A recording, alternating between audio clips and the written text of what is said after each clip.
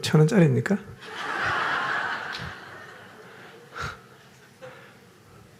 예.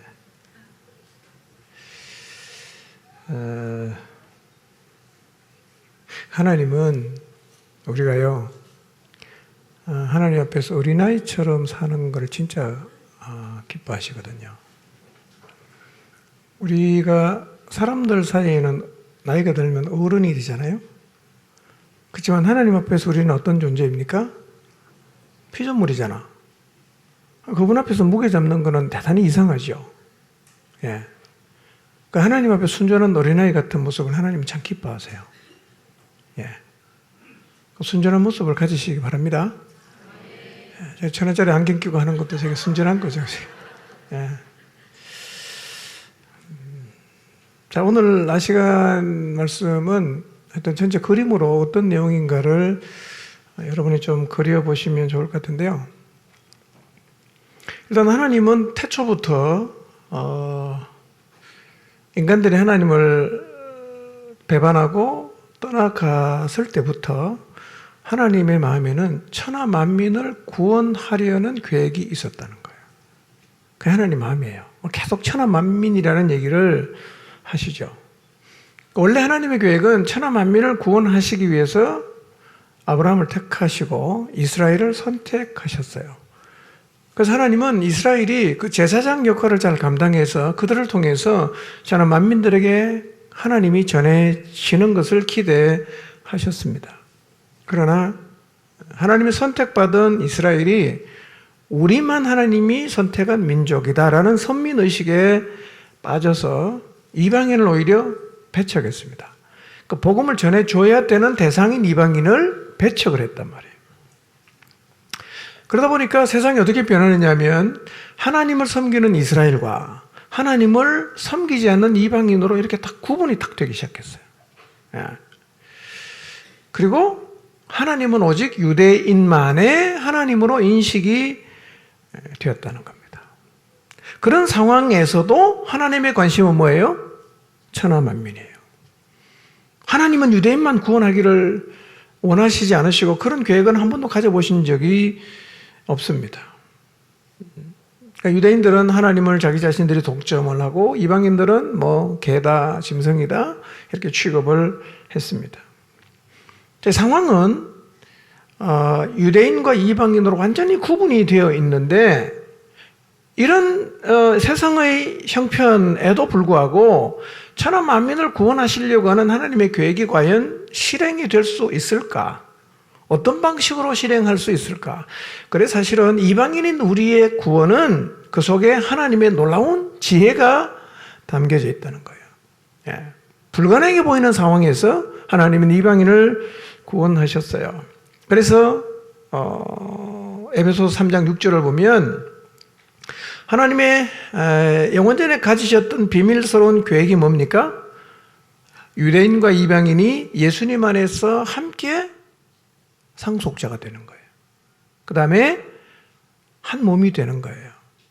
그 다음에 하나님의 약속에 같이 참여하는 거예요. 현재 유대인과 이방인이 구분된 상황에서 보면 이것은 도저히 가능성이 없는 얘기란 말이에요. 어떻게 유대인이 이방인을 받아들여서 그들이 하나님 앞에서 유업을 이어갈 공동 상속자가 되는 게 가능하겠어요? 어떻게 함께 몸을 이루고 지체가 되는 게 가능하겠습니까? 불가능하죠. 하나님은 그 일을 이루어 가시는데요. 11절에서 13절을 보면 이방인인 에베소 교인들이 보았을 때 이방인인 에베소 교인들은 유대인이 볼 때 이런 사람이었습니다. 어떤 사람입니까? 할례 없는 사람, 그리스도 밖에 있는 사람, 이스라엘 공동체에서 관로 밖에 나간 사람, 하나님의 약속과 언약과는 아무런 상관이 없는 소망이 없는 사람, 하나님을 전혀 모르는 사람이에요. 유대인이 봤을 때 이방인은 그랬어요. 근데 여러분 이것은 에베소 교인에게만 해당되는 얘기가 아니라 우리도 이방인이에요. 우리도 이전에 다 이랬어요. 여러분 할례 받았습니까? 하나님께 받은 언약이 있었습니까? 이스라엘 나라 안에 있는 사람입니까? 아니죠. 우리는 하나님께 사실은 나갈 길도 몰랐던 사람들이에요. 이렇게 이방인과 이스라엘의 분리를 뚜렷하게 보여주는 것이 성전을 둘러싸고 있는 담벼락이라고 말씀드렸죠. 혹시 그 성전 그림 보여줄 수 있나요? 네. 가운데가 이스라엘 성전이고요. 그 성전을 둘러싸고 있는 담이 하나 있죠. 담. 네. 이제 이방인의 뜰이 이제 좌우에 있죠. 이방인이 저기까지 들어갈 수는 있어요. 근데 저 담을 넘어서 성전에는 못 들어가요. 들어가면 사형이에요. 네. 그러니까 이방인과 유대인을 확실하게 구분하는 게 뭐냐면 성전을 둘러싸고 있는 저 담이에요. 저 담은 이방인은 절대로 넘어갈 수가 없어요. 이런 담이 이방인과 유대인 사이에 분명히 존재를 했어요. 이것은 어떤 노력으로도 이방인이 넘어갈 수 없습니다. 물리적으로 넘어갈 수는 있겠지만요. 잡히면 사형입니다. 두 번째 담이 뭐였다 그랬죠? 할례라는 담이에요. 할례. 할례는 누가 받냐? 언약 백성만 받는 거예요. 아브라함의 후손들만 받는 거죠. 그래서 언약 백성은 모두가 다 그들의 몸에다가 우리가 하나님의 언약 백성이라는 표를 두는 거예요. 그 표가 뭐냐면 할례입니다. 할례. 그러니까 하나님은 모세에게 할례를 요구하시죠. 여호수아는 가나안 땅 목전에 길갈에서 할례를 행합니다. 왜냐하면 약속을 주장하려고 하면 하나님과 약속한 언약 백성이라는 표를 어디다 둬야 됩니까? 몸에다가 둬야 되는 거예요. 그게 뭐라고요? 할례예요. 그래서 유대인들은 이방인과 구분할 때 이렇게 표현합니다. 우리는 할례 있는 사람, 니네는 할례 없는 사람 이렇게 구분한단 말이에요. 그래 할례는 유대인에게 있어서는 언약의 정기표뿐만 아니라 이방인을 멸시하면서 자기 자신들의 자부심을 드러낸다는 표현이 우리는 할례 있는 사람, 니네는 할례 없는 사람 이렇게 표현했단 말이에요.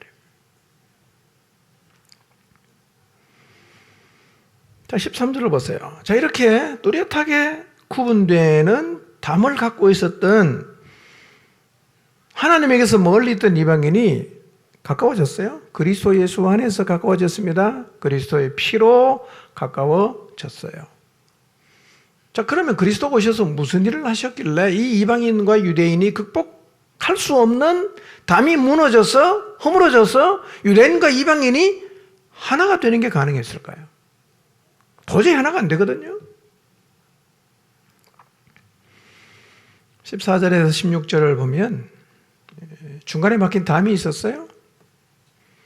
그게 이제 뭐라고요? 성전에 이방인과 유대인을 구분하는 성전을 둘러싸고 있는 담이라는 거예요. 담. 이 담을 헐었어요. 그러면 이제 유대인과 이방인을 구분할 수 있는 게 없어졌죠. 담이 없으니까 뭐 이방인도 갈 수 있고 유대인도 갈 수 있고 아무나 다 갈 수 있어요. 그리스도께서 십자가를 통해서 이 담을 헐었다는 거예요. 그러니까 이방인은 하나님께로 도저히 나갈 수가 없었는데 담이 다 허물어졌기 때문에 이제 유대인, 이방인 구분이 없이 다 갈 수 있게 됐다는 것입니다. 두 번째 담은 뭐였죠? 언약이었어요. 15절에 그랬죠. 법조문으로 된 계명의 율법을 폐하셨다. 왜? 이유가 뭐라 그럽니까? 유대인과 이 이방인 둘을 자기 안에서 한 세 사람을 지으려고 율법을 파기한 거예요. 그러니까 이스라엘과 이방인의 차이는 뭐냐? 이스라엘은 언약이 있어요. 율법이 있어요. 우리는 없어요. 이걸로 구분했어요. 근데 법 자체가 없어졌어요. 그럼 구분할 수 있어요? 없다는 거예요. 할례도 없어졌어요. 그러니까 그리스도께서 오셔서 무슨 일을 하셨냐? 유대인과 이방인을 구분 짓는 담을 다 없앴어요. 성전의 담을 헐고 그 다음에 율법을 폐하고 할례를 없앴어요. 그러니까 이제는 유대인과 이방인을 구분할 수 있는 게 아무것도 없어요. 왜 그렇게 하셨다고요? 15절에 이는 이 둘로 자기 안에서 한 세 사람을 지어서 화평하게 하시기 위해서 그렇게 했다는 거예요. 담을 한 이유가 둘을 세 사람 만들려고, 둘을 하나로 만들어서 세 사람을 만들어서 화평하게 하려고 그렇게 하셨다고 말씀하고 있습니다. 17절 18절을 보세요. 자, 그분은 오셔서 먼데 있는 너에게 평안을 전했다. 먼데 있는 사람이 누구라고요? 이방인을 말해요. 에베소서 교인들. 가까운 데 있는 사람에게도 평안을 전한다. 가까운 데 있는 사람이 누굽니까? 유대인이에요. 그러니까 그리스도는 오셔서 먼데 있는 사람에게도 평안을 전하고 가까이 있는 사람에게도 평안을 전했다는 거예요. 이유가 뭐라고요? 18절에? 똑같은 얘기죠. 이는 그로 말미암아 둘이 한 성령 안에서 아버지께 나가게 하려고. 둘인데 하나 만들어서 성령으로 하나님께 나가게 만들기 위해서 그분은 오셔서 먼데 있는 사람, 가까운 데 있는 사람에게 뭘 전했다고요? 평안을 전했다. 이렇게 말씀하고 있습니다. 십자가는 모든 분리와 차별을 다 무너뜨렸어요. 모든 인간은 그리스도 안에서 하나가 되었어요. 누가 더 감격스러울까요? 이방인인 우리죠. 여러분, 우리에게 구원은 참으로 감격스러운 거예요. 우리는 하나님에게서 아주 멀어 있었거든요. 공중의 권세 잡은 사단이 끄는 대로 끌려다녔던 사람이에요. 그러나 놀라운 하나님의 은혜로 감히 우리가 그리스도로 하나님께로 나갈 수 있게 되었는데 어떻게 그렇게 됐냐? 영원전부터 천한 만민을 구원하시려는 계획을 갖고 계신 하나님께서 그리스도를 보내서 유대인과 이방인의 모든 차별을 없애버렸기 때문에 그 일이 가능했다는 거예요. 제 설명이 이해가 되십니까? 예, 다행입니다. 제가 이걸 여러분 알아듣게 설명하기 위해서 너무 고민을 많이 했어요. 예. 19절. 자, 이렇게 됐기 때문에 그러므로 이제부터 너희가 누굴 말합니까? 에베소 교인을 말하는 거예요. 이방인을 말하는 거죠. 이방인인 너희는 뭐가 아니다? 외국인이 아니라는 거예요. 딴 나라 사람이 아니라는 거예요. 예. 나그네도 아니에요. 성도들과 동일한 시민이고 그 다음에 하나님의 가족이다. 하나님의 가족이다. 자, 기본적으로요, 우리가 구원을 받게 된 것은 하나님이 철저하게 차별을 받던 이방인인 우리를 차별해서 해방시켰기 때문에 우리가 그리스도 안에서 가족이 될 수 있었죠. 차별을 철폐했기 때문에 우리가 그리스도 안에 들어올 수 있었다는 거예요. 그런데 그리스도 안에 들어오자마자 우리가 사람을 차별하면 되겠습니까? 그 말이 안 되죠. 예. 동양하던 거지를 데려다가 그냥 다 목욕시키고 닦이고 자식 삼았더니만 얘가 오자마자 그냥 거지를 차별하기 시작하네. 자기의 과거를 모르는 거 아니에요? 그러니 여러분, 교회 안에서 우리가 어떤 이유로든 사람을 차별하는 것은 우리의 과거를 잊어버린 결과죠. 우리는 그리스도께서 차별을 철폐하지 않았으면 하나님께로 못 나가는 사람들이에요. 이런 사람들이 모인 교회는 특히 이방인으로 있다가 구원 얻은 그리스도인은 어떤 이유로든 사람을 차별하면 안 된다는 거예요. 차별하면 안 된다. 그래서 여러분, 우리가 그리스도 안에서 가족이 되지 않습니까? 가족이 되죠. 여기에 차별이 있습니까? 없습니다. 여러분, 유대인과 이방인이 가족이 되잖아. 그럼 우리가 요즘 한국에 동남아 사람 많이 들어오죠. 그럼 그 사람하고 우리가 가족이 됩니까? 될 수 있나요? 당연히 되죠. 여러분, 유대인과 이방인도 주님 안에 들어와서 다 가족이 되는데 뭐 어느 나라 사람이라고 우리가 가족을 못 이루겠어요. 아프리카 사람이든 동남아 사람이든 상관없습니다. 그리스도 안에 들어오면 차별 없이 다 뭐예요? 하나님의 가족이에요. 가족. 예. 구원은 교회로 이어집니다. 교회는 어떤 것이냐? 교회를 다르게 표현하면 하나님의 가족의 모임이에요. 우리가 하나님의 가족입니다.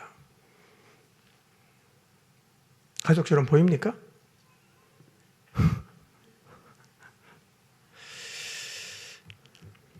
자, 20절, 22절입니다. 자, 21절을 보면 너희는 사도들과 선지자들의 터 위에 세우심을 입은 자다. 자, 이게 무슨 얘기라 그랬습니까? 사도와 선지자들의 터 위에 세움을 입었다는 것은 사도와 선지자들을 통해서 주신 말씀의 터 위에 교회가 세워진다는 말씀이에요. 우리 다시 한번 마음에 새겨야 됩니다. 교회는 오직 뭘로 가야 됩니까? 하나님의 말씀으로 가야 됩니다. 아멘입니까? 아멘. 절대로 타협할 수가 없어요. 타협하는 순간 교회는 뒤집히는 거예요. 그리고 21절을 보면 그 안에서 건물마다 서로 연결하여 주 안에서 성전이 되어간다. 건물을 짓는 것을 비유로 해서 교회가 세워지는 것을 지금 설명을 하고 있는데요. 교회는 뭐 민족이 다르든 뭐 나이가 다르든 뭐 빈부귀천 차이가 있든 간에 각자는 다 하나의 뭐가 되어야 되냐면 벽돌이 되어야 되는 거예요. 각자는 하나의 벽돌입니다. 그리고 그 벽돌이 쌓여서 건물이 세워지는 것처럼 교회가 세워집니다. 벽돌이 쌓여서 건물을 세워가는 것처럼 교회는 지체들의 연합을 통해서 쌓여 가야 되는 곳입니다. 여러분, 목장의 모든 식구들 다 수용할 수 있습니까? 목장의 모든 식구 품으실 수 있어요? 함께 갈 수 있겠습니까? 혹시 쟤랑은 같이 못 가겠다라는 생각을 늘 하고 계십니까? 내 위에 좀 바꿨으면 좋겠다. 내 밑에 좀 바꿨으면 좋겠다. 내 앞에 좀 바꿨으면 좋겠다. 혹시 이런 생각을 늘 하고 계시지 않습니까? 우리가 다 그런 생각을 하고 앉아있으면요, 건물 안 지어지죠. 여러분, 벽돌 쌓아놨는데 내 옆에 벽돌 마음에 안 들어도 쑥 빼버리면 어떻게 됩니까? 그 건물 무너지는 거예요. 어떻게 됩니까? 가만히 있어야 돼요. 그리고 내 옆에도 벽돌 쌓고 이쪽에도 쌓고 위에도 쌓고 그렇게 쌓아가는 거죠. 여러분, 교회는 이렇게 세워지는데요. 교회는 그냥 여러분이 주일날 와서 예배를 드리고 가는 곳이 전부가 아닙니다. 주일 낮에 나오고 저녁에 나와서 예배만 드리고 가는 게 성경이 말하는 교회가 아니에요. 교회는 어떻게 세워지냐? 여러분이 설교를 열심히 듣는다고 세워지는 게 아니라 설교 열심히 듣는 건 너무 중요하지만 각자가 벽돌이 되어서 연결되고 쌓여가야 그게 진짜 교회가 되는 거예요. 그런 교회가 되어야 여러분, 이 거짓의 파고가 얼마나 높습니까?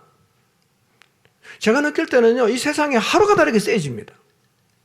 하루가 다르게 세져요. 우리는 어떻게 해야 됩니까? 더 세져야죠. 예. 여러분, 우리가 세상을 이기려고 하면 진짜 더 세져야 한다는 사실을 믿으시기 바랍니다.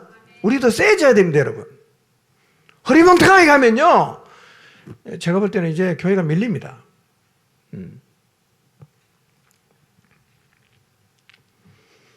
예배 드리는 곳이 전부가 아니라 여러분 목장에 하나님이 신앙생활하게 하신 여러분의 지체들과 연결되시기를 바랍니다. 서로 아무런 상관이 없으면 안 돼요. 안 됩니다. 예. 자, 21절을 보면 이 건물은 어디서 지어진다고요? 주님 안에서, 주 안에서 성전이 되는데요. 교회는 기본적으로 신자들의 공동체입니다. 신자들의 공동체입니다. 이걸 꼭 잊지 마시기를 바랍니다. 주님 안에 있지 않는 사람하고는 연합과 일치는 불가능합니다. 도저히 안 되는 얘기입니다. 그러니까 그런 사람은 먼저 예수님 믿게 해야 되고, 믿는 사람이 연합과 일치를 이루어가는 곳이고, 믿는 사람만 교회입니다. 이 10,000명이 모여도요, 신자만 교회입니다. 나머지는 다 구도자예요. 길을 찾는 사람입니다. 예, 이걸 분명히 해야 됩니다. 그리고 주목해야 할 단어는 21절에 성전이 되어 가고 22절에 지어져 가느니라 그랬죠. 다 뭡니까? 현재 진행형이죠. 공사 중이라는 얘기입니다. 공사 중. 나도 공사 중이고 여러분 모두가 다 공사 중입니다. 서로 불편한 거 잘 이해해야 되겠죠? 나도 사실은 불편을 끼칩니다. 저 사람 불편하게 한다고 너무 열내지 마시고, 나도 늘 공사하기 때문에 상대를 불편하게 하거든요. 예, 그러니까 너무 상대방을 보면서 열내지 마세요. 예, 다 이유가 있지 않겠어요? 예. 교회는 지어져 가는 것이지 완성된 상태는 아니라는 거 우리 모두 인정합시다. 인정합시다. 목자는 완벽합니까? 목사는 완벽합니까? 아니요. 완벽한 사람 없어요. 다 공사 중이에요. 다 공사 중이에요. 네. 용납하고 기다려주고. 그래서 교회는요, 끊임없이 용납이 필요하고 인내가 필요하고 겸손이 필요하고 오래 참음이 필요한 거예요. 네. 그게 필요한 데가 교회입니다. 그러니까 여러분 교회 와서 오래 참는다고 하면 열내지 마세요. 원래 교회가 그런 데예요. 예. 그리고 22절을 다시 보시면 교회는요 지어져 가는데 어떻게 지어져 간다고요? 함께 지어져 가는 겁니다. 함께. 예. 언젠가 이 부분을 제가 다시 한번 잘 설명을 할 텐데요. 여러분 함께를 거부하면 교회는 안 지어집니다. 여러분 목장 식구와 함께 가기로 결심하시길 바랍니다. 다 손잡고 가시고 손잡는데 확 이렇게 털치지 마세요. 너 손 안 잡아 이러시면 안 됩니다. 다 잡아야 됩니다. 잡으면 너무 이제 가끔씩은 소화가 안 될 때도 있고요. 이런 게 막 올라오기도 하겠죠? 그래도 잡고 있어야 됩니다. 계속 기도하면서 가면 쑥 내려갑니다. 그런 경우 계속 하는 거예요. 그러면서 어느 순간은 잘 안 올라와요. 이게 소화기관이 이제 튼튼해진 거야, 이게. 웬만했으니까 안 올라와. 근데 이제 미숙한 사람일수록 너무 잘 올라와요. 너무 화를 잘 내고, 너무 불평을 많이 하고, 너무 열을 자주 받고, 못하도 열 잘 받는 거는 기계가 안 좋은 거예요, 여러분. 좋은 기계는 열을 잘 안 받아요. 성숙하면 열을 잘 안 받습니다. 저는 여러분 모두가 열을 잘 안 받게 되시길 바랍니다. 과부하가 걸려도 열 잘 안 받게 되길 바랍니다. 예, 이렇게 우리가 성숙해야 됩니다. 하나님은 우리가 그렇게 성숙되기를 원하십니다. 여러분 누군가를 차별하고 싶은 마음이 생기면 뭘 생각해 보면 되겠어요? 우리의 과거입니다. 예, 우리의 과거. 하나님께 도저히 나올 수 없었는데 엄청난 차별을 받았는데 인간 취급도 못 받았는데 주님이 오셔서 모든 차별을 다 없애서 우리를 함께 교회가 되게 하셨습니다. 여기 와서 과거를 잊어먹고 또다시 사람을 차별하는 것은 너무나 어리석은 거예요. 예. 사람 차별하지 마시길 바랍니다. 여사람을 쳐다보시길 바랍니다. 훌륭하구나. 네, 다 쳐다보십시오. 혹시 올라오십니까? 하십니까? 그러시면 안 돼요. 예. 같이 가는 거예요. 함께 지어져 가는 거예요. 아마 그러면 여러분이 공동체를 통해서 하나님께서 위대한 일을 행하실 것입니다. 이것을 믿으시길 바랍니다. 우리 모두 그리스도 예수 안에서 함께 지어져 가기를 주님 이름으로 축원합니다. 기도하겠습니다.